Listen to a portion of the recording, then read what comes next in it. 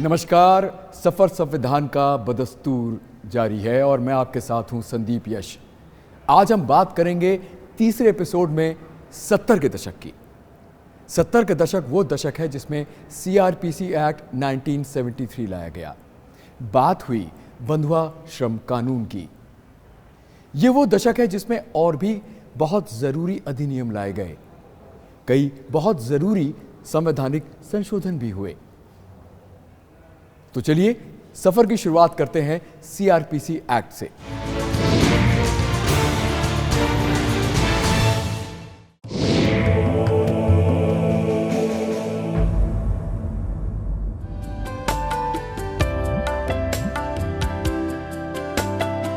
दंड प्रक्रिया संहिता 1973 भारत में अपराध कानून की धुरी है।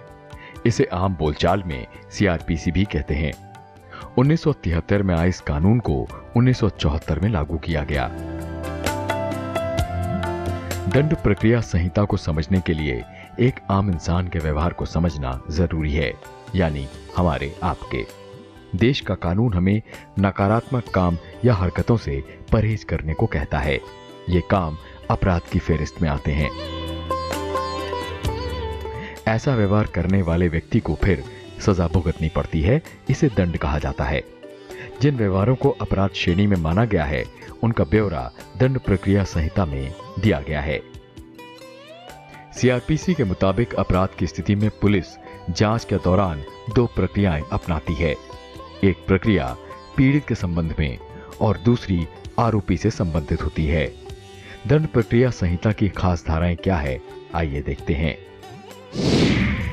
धारा 41B, गिरफ्तारी की प्रक्रिया तथा गिरफ्तार करने वाले अधिकारी के कर्तव्य। धारा 41D, जब कोई व्यक्ति गिरफ्तार किया जाता है तो उसको अपनी पसंद के अधिवक्ता से मिलने का हक होगा। धारा 46, गिरफ्तारी कैसे की जाएगी। धारा 51, गिरफ्तार व्यक्ति की तलाशी। धारा 55A, अभियुक्त के स्वास्थ्य सुरक्षा की जिम्मेदारी उसे गिरफ्तार करने वाले की होगी। धारा 58, इस धारा के अनुसार थाना पुलिस अपने उच्च अधिकारियों को वारंट के बिना गिरफ्तार किए गए सभी व्यक्तियों के मामले में रिपोर्ट देगी, चाहे उन व्यक्तियों की जमानत हुई हो या नहीं। धारा 108, राजद्रोहात्मक बातों को फैलाने वाले व्यक्तियों से अच्छे व्यवहार का लिखित वायदा। धारा 109, संदिग्ध और आवारागर्द व्यक्तियों से अच्छे व्यवहार के लिए लिया गया वायदा। धारा 144, ये धारा शांति व्यवस्था कायम करने के लिए लगाई जाती है। जहां ये धारा लगाई जाती है वहां 4 या उससे ज्यादा व्यक्ति इकट्ठे नहीं हो सकते हैं। धारा 151, ये धारा सुनियोजित केसों में पहले ही गिरफ्तारी कर अपराधों पर लगाम लगाती है।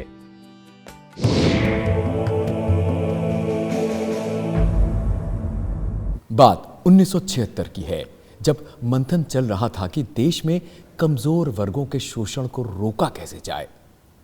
तब जरूरत महसूस हुई थी एक ऐसे कानून की जो इनकी आवाज बन सके, इनको ताकत दे और इनके हितों की वकालत कर सके। ऐसा ही एक वर्ग था बंधुआ मजदूरों का। तो इस कुप्रथा को खत्म करने के लिए बंधुआ मजदूरी प्रथा उन्मूलन अधिनियम लाया गया। इस अधिनियम ने आजाद भारत में इस कुप्रथा को खत्म कर दिया। बंधुआ श्रम व्यवस्था उन्मूलन अधिनियम 1976, ये कानून श्रम मंत्रालय और राज्य सरकारों द्वारा संचालित किया जाता है। यह अधिनियम बंधुआ श्रम व्यवस्था को नागरिकों के मौलिक मानवाधिकारों का हनन मानता है और इस प्रथा को खत्म करना इसकी अकेली प्राथमिकता है। आपको बता दें कि 1975 में राष्ट्रपति के एक अध्यादेश के जरिए बंधुआ मजदूरी पर प्रतिबंध लगा था और बंधुआ मजदूरी प्रणाली उन्मूलन अधिनियम 1976 को लागू करके बंधुआ मजदूरी प्रणाली को 25 अक्टूबर 1975 को पूरे देश से खत्म कर दिया गया था। इस अधिनियम ने बंधुआ प्रथा को दंडनीय संज्ञेय अपराध माना, यानी इस अपराध पर दंड की व्यवस्था है। पर समस्या का यह पूरा निदान नहीं है। आजाद हुए मजदूरों को बसाना भी था। तो बंधुआ मजदूरों को फिर से बसाने के लिए एक केंद्रीय योजना भी शुरू की गई जिसमें राज्य सरकारों को साथ लिया गया। चलिए देखते हैं कि ऐसी कौन सी बातें हैं जो इस अधिनियम को खास बनाती हैं। इस अधिनियम के प्रावधान के तहत बंधुआ मजदूर प्रणाली को खत्म कर प्रत्येक बंधुआ मजदूर को मुक्त करना, ऐसे किसी भी एक तरफा करार को निरस्त करना जो बंधुआ मजदूरी को प्रोत्साहित करे। इस अधिनियम ने बंधुआ ऋण और भुगतान की देनदारी भी खत्म कर दी। इस अधिनियम ने बंधुआ मजदूरों की गिरवी पड़ी संपत्ति मुक्त करा दी। इस अधिनियम के माध्यम से बंधुआ ऋण के प्रति अदायगी भी खत्म कर दी गई। राज्य सरकारें जिला मजिस्ट्रेट के माध्यम से इस अधिनियम के प्रावधानों का अनुपालन सुनिश्चित करती हैं और राज्य सरकारें अधिसूचना के जरिए प्रत्येक जिले और उपमंडल में सतर्कता समितियां गठित कर सकती हैं। इन सतर्कता समितियों का काम क्या है? इनका काम मुक्त हुए बंधुआ मजदूरों का आर्थिक और सामाजिक पुनर्वास करना है। मुक्त हुए बंधुआ मजदूरों को ग्रामीण बैंकों और सहकारी समितियों से पर्याप्त ऋण सुविधा उपलब्ध कराना है। उन अपराधों की संख्या पर नजर रखना है जिनका संज्ञान इस अधिनियम के तहत लिया गया है। उनका काम सर्वेक्षण कर उन अपराधों का पता लगाना भी है जो इस अधिनियम के तहत किए गए हैं। 17 मई 2016 को बंधुआ मजदूर पुनर्वास योजना में संशोधन कर वित्तीय सहायता राशि 20,000 रुपए से बढ़ाकर 1 लाख कर दी गई। इसके वार्षिक बजट को 5 करोड़ रुपए से बढ़ाकर 47 करोड़ रुपए कर दिया गया। नकद सहायता को विशेष मामलों में बढ़ाकर 2 लाख रुपए, नितांत अभाव के मामलों में बढ़ाकर 3 लाख रुपए किया गया है। एवोल्यूशन ऑफ बॉन्डेड लेबर, इसकी इम्पोर्टेंस तो ये है ना दैट टोटली ये जो काम दिया जाता था without payment and against loans और generations were being made to work without wages. This had to stop. And it was necessary therefore to bring about an amendment or a law which prohibited bonded labor. So the bonded labor had to be released, they had to be rehabilitated, and there had to be a law which prohibited such a practice which was otherwise against the framework of the constitution. जो आपका fundamental rights थे वो fundamental rights जो right of equality देते हैं और right of life जो है वो राइट ऑफ लाइफ को इनलार्ज करते हुए कि भी it is just not animal existence but far beyond that, उसमें ये लाया गया that you can't have bonded labour, you can't keep people in bondage merely because they are poor.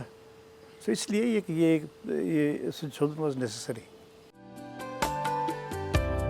जानकारी के लिए बता दें कि 31 मार्च 2019 तक मुक्त कराए गए बंधुआ मजदूरों की संख्या 3,13,687 है, जबकि पुनर्वासित मजदूरों की संख्या 2,93,725 है.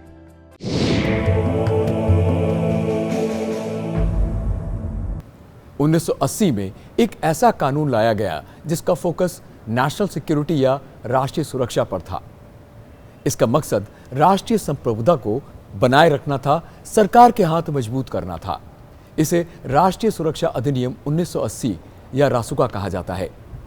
तो चलिए जानते हैं कि यह कानून कब लगाया जाता है, किन हालातों में लगाया जाता है और कौन व्यक्ति राष्ट्रीय सुरक्षा के लिए कब खतरा माना जाता है.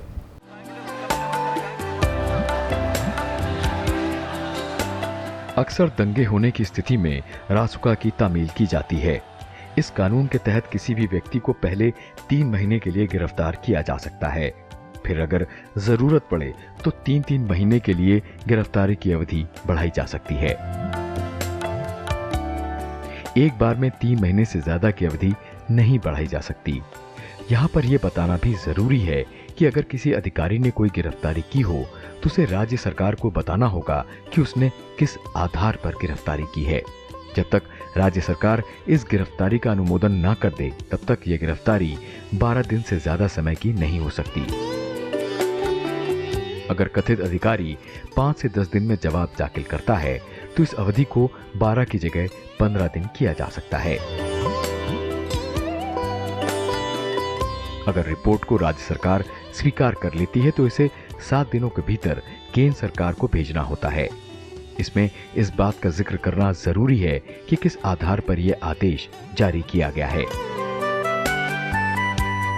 राज्य सरकार का इस पर क्या विचार है और यह आदेश क्यों जरूरी है, इस अधिनियम के तहत गिरफ्तारी की स्थिति को समझना भी जरूरी हो जाता है।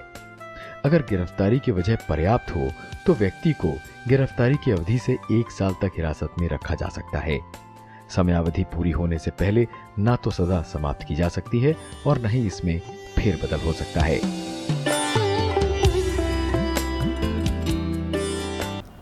सत्तर के दशक में कई जरूरी संशोधन हुए थे जिनका मकसद संविधान की सर्वोच्चता के साथ साथ इसके धर्मनिरपेक्ष और संघीय ढांचे को उजागर करना, राज्य और केंद्र के बीच में शक्ति विभाजन करना और साथ ही राष्ट्र की संप्रभुता और व्यक्तिगत आजादी के बीच के अंतर को स्पष्ट करना था। तो आइए देखते हैं इन संशोधनों को। 24वां संशोधन 1971। संसद संविधान के किसी भी भाग को जिसमें भाग 3 के अंतर्गत मूल अधिकार भी हैं, उनका संशोधन कर सकती है। 26वां संशोधन 1971। इसके तहत पुरानी रियासतों के शासकों की विशेष उपाधियों और प्रिवी पर्स को खत्म कर दिया गया। 27वां संशोधन 1971। इसके अंतर्गत मिजोरम और अरुणाचल प्रदेश को केंद्र शासित प्रदेशों के रूप में स्थापित किया गया।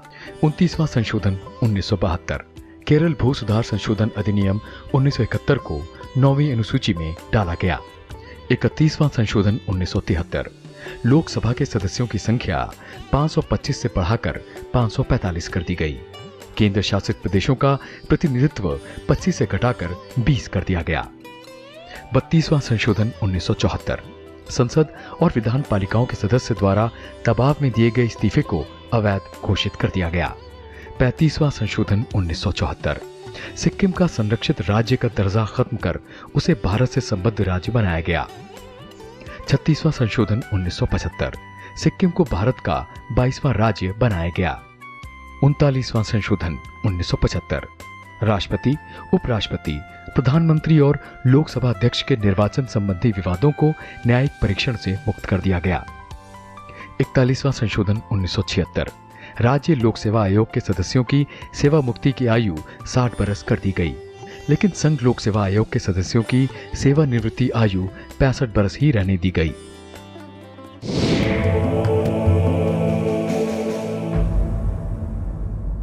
और अब बात संविधान में हुए सबसे व्यापक संशोधन की। इसे मिनी कॉन्स्टिट्यूशन भी कहा जाता है। यह 42वां या 42nd अमेंडमेंट था, जिसे 3 जनवरी 1977 को इंदिरा गांधी की सरकार ने लागू किया था। 42nd अमेंडमेंट कई वजहों से विवादों में भी रहा। इस संशोधन का आधार स्वर्ण सिंह आयोग की सिफारिशें थीं और जानकारों की माने तो यह संशोधन तत्कालीन सरकार अपनी शक्ति में इजाफा करने के इरादे से लाई थी। तो ऐसे क्या आमूलचूल बदलाव हुए थे जिसके चलते इसे मिनी कॉन्स्टिट्यूशन कहते हैं। 42वें संशोधन अधिनियम 1976 के तहत संविधान की प्रस्तावना में समाजवादी, धर्मनिरपेक्ष एवं एकता और अखंडता जैसे शब्द जोड़े गए। सभी नीति निर्देशक सिद्धांतों यानी directive principle of state policy को मूल अधिकारों यानी फंडामेंटल राइट से ऊपर का दर्जा दिया गया।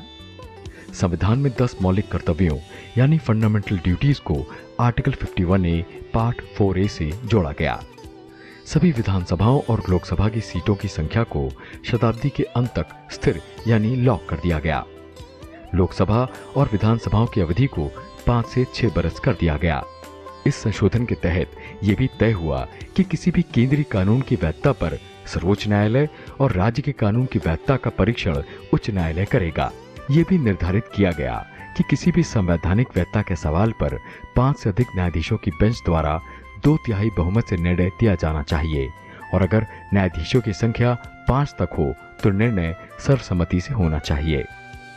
इस संशोधन द्वारा वन संपदा, शिक्षा और जनसंख्या नियंत्रण जैसे विषयों को राज्य सूची से समवर्ती सूची यानी कॉन्करेंट लिस्ट के तहत कर दिया गया। ये भी तय हुआ कि राष्ट्रपति, मंत्रिपरिषद और प्रधानमंत्री की सलाह के अनुसार काम करेंगे। संसद को राष्ट्र विरोधी गतिविधियों से निपटने के लिए कानून बनाने के अधिकार दिए गए और उसे सर्वोच्च माना गया। See, to redefine the objectives of the Constitution, what is it that we wanted to achieve, and what were we moving towards? अगर हम किस दिशा में जाना चाहते थे, उस दिशा को आगे रखते हुए we became a democratic socialistic republic, and then to fulfill those needs, ये तो preamble हो गया, उसको to fulfill करने के लिए other amendments कॉन्स्टिट्यूशन में लाई गई, जैसे डायरेक्टिव प्रिंसिपल ऑफ स्टेट है, इसको एलिवेटेड दर्जा दिया गया। फंडामेंटल राइट्स हैं, डायरेक्टिव प्रिंसिपल ऑफ स्टेट है। ये जो directive principle of states which were the focus of the government to achieve, they were not enforceable as a right themselves, but direction तो है that the state shall try and achieve this kind of this thing, and every citizens के कुछ rights भी बनते हैं, duties, to fulfill your rights you have to have some duties, so इनको amalgamate करके right footing पर लाना, it became necessary। 1978 में 44वां संशोधन लाया गया। इसके अंतर्गत राष्ट्रीय आपात स्थिति यानी नेशनल इमरजेंसी को लागू करने के लिए आंतरिक अशांति यानी इंटरनल डिस्टर्बेंस की जगह सैन्य विद्रोह को आधार माना गया। आपात स्थिति संबंधी दूसरे प्रावधानों में परिवर्तन लाया गया जिससे उनका दुरुपयोग न हो। संपत्ति के अधिकार को मौलिक अधिकारों के भाग से हटाकर विधेयक यानी कानूनी अधिकारों की श्रेणी में रख दिया गया। लोकसभा और राज्य विधानसभाओं की अवधि 6 बरस से घटाकर फिर 5 बरस कर दी गई। उच्चतम न्यायालय को राष्ट्रपति उपराष्ट्रपति के निर्वाचन संबंधी विवाद को हल करने का अधिकार दे दिया गया। देखिए, जो थिंकिंग एट द टाइम और जो practical working of at the time, उसमें देखा गया कि अंतर बहुत ज़्यादा था। लिहाजा नो लॉ, कोई लॉ तो ऐसा हो नहीं सकता जो कॉन्स्टिट्यूशन के विरुद्ध हो या उसकी स्पिरिट को डिफीट करता हो। लेकिन ये भी कोई लॉ ऐसा हो सकता है जो अनफेयर हो और ये ड्रैकोनियन बन जाए, या कोई ऐसी कोई सिचुएशन क्रिएट हो जाए जिसके साथ कोई डेडलॉक से हो जाए। इसलिए उसको एक्सप्लेन करते हुए to make it wider and rebalance करने के लिए the amendments had to again take place. इसके अलावा इसी दशक में the medical termination of pregnancy act 1971 और the water prevention and control of pollution act 1974 भी आए, जिनके लक्ष्य, असर और नतीजों की तासीर आज भी महसूस की जा सकती है। 70 के दशक ने तमाम राजनीतिक और सामाजिक उतार चढ़ाव देखे थे। इस दशक में बने कानून इसकी बानगी हैं। हमने इसी दशक में इमरजेंसी देखी, उसकी विभीषिका देखी, उसके सबक लिए। हम आपको बता दें कि हम इन दशकों में जो भी आपको दिखा रहे हैं वो सार है, लबुलुआब है। हमसे त्रुटि हो सकती है।